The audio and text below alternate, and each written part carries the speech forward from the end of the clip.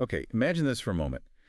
What if your brain isn't just, reacting to things? What if it's actually creating your reality in a way? And what if how you see yourself inside is the hidden key to unlocking your success? That's the revolutionary idea right at the heart of Dr. Maxwell Maltz's big work, Cybernetics.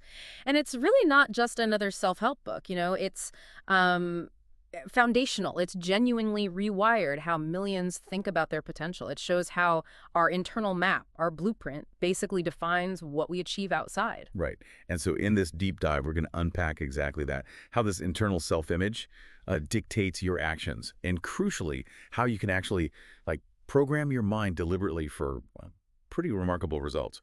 Dr. Maltz's own story here is pretty fascinating. He started out as a plastic surgeon, and what he found was uh, kind of remarkable. Many patients, right, even after surgeries, that totally changed how they looked. Yeah, physically transformed. They still felt deeply insecure. They looked different, sure, but that internal picture, their self-image, it hadn't budged. Yeah. And that led him to his core insight.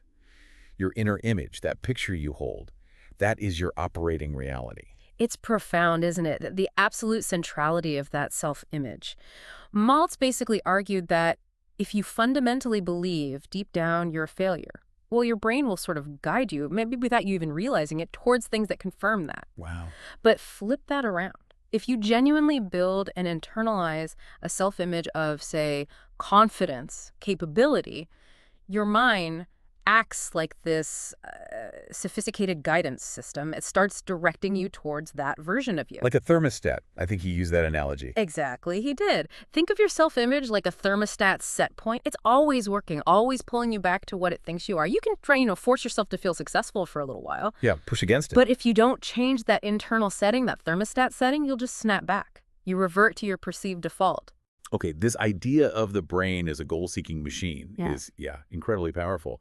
But that inner thermostat, for a lot of people, it feels stuck, like really resistant. How did Maltz say we can actually recalibrate it? Right. So he compared the brain to a cybernetic machine, highly sophisticated, like a missile system, always adjusting its course based on the target. Right. And the key, he said, is that you are the programmer. You set the target. He introduced this concept, the theater of the mind. Ah, yes, the theater of the mind. Instead of just gritting your teeth and using willpower, which, let's face it, often feels like pushing a boulder uphill. Definitely. You actively use your imagination. You mentally rehearse success daily. And here's the kicker, the truly revolutionary part. Your nervous system, your brain, it doesn't really distinguish between a vividly imagined experience and a real one. Seriously, it can't tell the difference. Not when it's vivid and emotional, no. So practicing confidence or calmness or winning that game, whatever it is, practicing it inside your head. It's not just like wishful thinking. You're literally creating and strengthening the neural pathways for those exact outcomes. It's like practice for your brain. Okay, so let's make this really practical. What does this mean for, you listening in your day-to-day life? Maltz boils it down to some powerful practices, right? Absolutely. First, visualization. Visualize your ideal self daily. And not just vaguely vividly, with emotion, with detail.